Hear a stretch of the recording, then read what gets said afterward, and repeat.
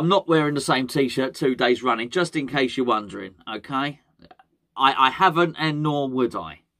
Well, actually, I have done in the past, but I'm just saying I wouldn't now. I've got fresh T-shirts in the house, which I'm more than happy to put on. It's the same day for me. I've recorded 2 videos in the same day, organised, you see. But it's no surprise, actually. Yesterday I did the video about the contracts and about everything else and about the sort of bad news stories surrounding West Ham. And if you remember at the end, I suggested that maybe it won't be too long to wait until Declan Rice does come back and want to sign a contract, albeit with a clause in it which allows another club to come in. A buyout clause. They call it a buyout clause, don't they? There you go. Well, the story is here today. The same day for me, the next day for you. The story's here today already. And this is a really, really interesting one, because I do like the sort of small suggested stories that are within the bigger picture.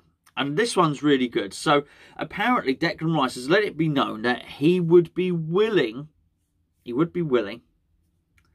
to sign a new contract if there was a buyout clause inserted. This is all well and good. This is fine. Apparently the club don't want to do this. The club don't have a policy of inserting buyout clauses in players' contracts. Great. I totally understand it. But this is an exceptional circumstance. He's bordering on a world-class player. He is an asset, and we've probably got to protect that asset. He's going to leave at some point, isn't he? He just is. So we've got to protect that. So whilst it might not be club policy, we probably need to be a little bit more flexible on this. However, I've got opinions on how this should be done. But because the club are in a stronger position than they probably think they are.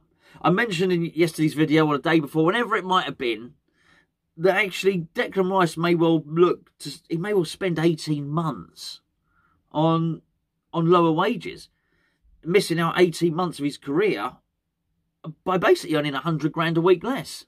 He doesn't want to do that. That's why he's coming into the bargaining table. Declan Rice isn't coming into the bargaining table because he wants to commit his long-term future to West Ham. This is really important. He is coming to the bargaining table for one reason and one reason only. And that is because he's not being paid enough. Declan Rice is not being paid the wage that a player of his standing should be paid. Simple as that. The club need to pay him more. Agreed. But for us to do that, it has to work both ways. Declan Rice gets more money and we get to cement our asset and in many respects just get a decent fee when eventually he does move on.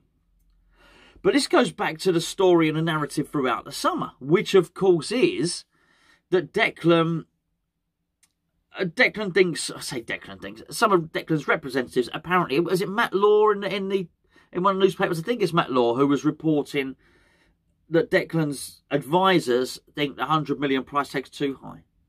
They would like to suggest to West Ham that 60 million is more reasonable. And as I've said numerous times, that the advisors don't get to dictate that to the club. They really don't. The club can set the price. We've seen this. We've seen this very, very recently with Harry Kane. That's why Harry Kane is not a Man City. Because Daniel Levy has set a price and Man City can't meet it. The reason Jack Grealish is at Man City is because Jack Grealish had a buyout clause. And Man City just met it. So obviously we've not sold him for 60 million because we don't believe that we think that's derisory. That's not enough money. That don't get you Declan Rice, basically.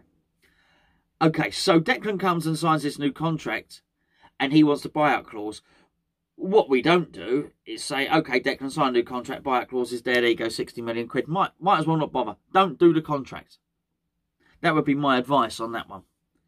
Because, quite frankly, you can sell him next year, you can sell him the year after for 60 million. There's just no point. There's no advantage to West Ham to doing that. And this is the point. It's a negotiation. It's got to have an advantage for both parties. The advantage for Declan Rice is, well, it's twofold, actually. He earns more money on a weekly basis, over the year. He's probably going to benefit to the tune between 10 and 20 million by signing a new contract. The other benefit for Declan Rice is he knows that he can leave the club when he wants to, if the club that wants to purchase him triggers the buyout clause. Fine. That's the advantage of Declan Rice. The advantage of West Ham is really, really simple. We get to cement our asset. We get to keep our asset tied down. And at least when we do go to sell him, we know we're getting a good amount of money back. It stops that ticking clock of the contract being wound down. Great. Happy days. Good news. And there's a balance between the two. But the balance isn't 60 million because that's just what the deal is anyway. That's what I'm saying. If that's what Declan Rice wants to do, 60 million, don't bother. There's no point. We can get that anyway. So what they've got to do is they've got to find an amount of money that the club are happy with, but it's not too expensive that Declan thinks, well, no one's ever going to pay that. It's pointless us saying, oh yeah, 200 million buyout clause. No one's going to ever do it. Declan Rice thinking, well, listen, I've got to be stuck at West Ham for the rest of my career. So it's got to be right. We know what David Moyes thinks it is. David Moyes thinks it's got to be a British transfer record.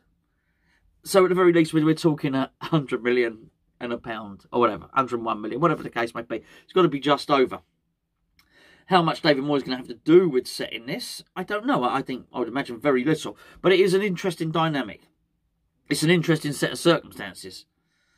I don't know what the amount will be. Maybe it's 90 million. Maybe it's something like that. It's pointless inserting clauses that specify that the buyout clause is a secret. It will not remain a secret. The moment the contract is signed, the moment all parties walk out of that room, other clubs will know. Officially, no. But let's be perfectly honest, hardly anybody can keep a secret these days. And if Declan Rice has advisors and Declan wants to go to Chelsea or he wants to go to Man City, he wants to go to Man United, make no mistake about it. Whether it is enshrined in stone or not, they're going to know. They will know what the buyout clause is. So it's pointless keeping it secret. You might as well just make it public. And if you're going to make it public, you might as well make it high. I mean, make a buyout clause high enough that it is a deterrent for most. It's a tough balance, isn't it? I mean, it really is a tough balance. Deter teams from buying Declan Rice, but make it, to use a good word, tantalising, to make it tantalising enough that Declan can think, hold on, there's a way out for me here. It is a shame that it has to be done that way. And I do think Declan has a fondness for the club. But as I've said many times, I think Declan Rice got a fondness for Ireland. And I know if you're Irish, you probably don't think that. You're probably thinking, oh, yeah, he dumped us. I don't believe that for a second. Declan's family, the second generation Irish family. I understand what that's like. I come from one myself. Okay? I understand what that's like. Declan Rice's granddad is Irish. I'm sure he's a proud, proud Irishman and know exactly what it's like. Declan will have gone on holiday as a young boy to Ireland. He'll absolutely love it. He really will. He's very fond of Ireland. And he's very fond of West Ham. He really is. You've only got to see his interaction with the fans. He's a good guy. He's a good guy. But just he was as fond as Ireland, it didn't stop him being utterly ruthless when he wanted to pursue his career. Because the betterment of his career was served with England. That has been proved. And I'm sorry, it's not a great thing to hear if you're Irish. It has. He's already played in 2 finals, if you call them. The league, the international league thingy, a final. It is one. I'm pretty sure in 20, 30 years' time, that'll be looked back as a prestigious tournament. But the Euros as well, he's been part of that. And we wondered whether he was going to play. Well, he played against Hungary. I still wonder how much he's going to play going on. But I did think, that's why I did the video earlier on this week, I did think we were going to start getting some movement on Declan's contract now because the international break and the participation would force it. So this is really interesting. Look, we are going to lose Declan. And I wouldn't grab any massive hope, by the way, that by Declan signing a new contract, I'm not going to sit here thinking, yes, he's going to stay with us for any more time than he would have anyway. I think he's got this season at West Ham, then he's off. Maximum 2 more. Maximum. I think if we qualify for the Champions League, you might be able to keep him. But I think even that is good. You're going to be hard-pressed to do so. Because let's be fair, we're gonna struggle to match those other clubs and those bigger clubs in terms of wages, in terms of what we've got to offer. And as I say, I don't think this was a particularly fruitful season for the big clubs. Yet still, even when money was tight, they managed to bring in players like Grealish, players like Ronaldo, Sancho, so on and so forth. This is the season when they were skint. What are they going to do when they got more money next season? Well, they're going to be buying even bigger. And Declan Rice can be looking at that and thinking, yeah, this is good. There's no way that those players don't talk on England duty either. I'd be gobsmacked gobsmacked if Declan hasn't spoken to Jack Grealish. I don't understand exactly how it works, how well they know each other, but you've got to put into perspective as well that Jack Grealish, of course, was also represented the Republic of Ireland at younger age groups as well. So he was in a similar situation. I would imagine, I'm guessing here, I might be totally wrong, but I'm guessing that their paths have crossed probably several times over the years in their younger careers.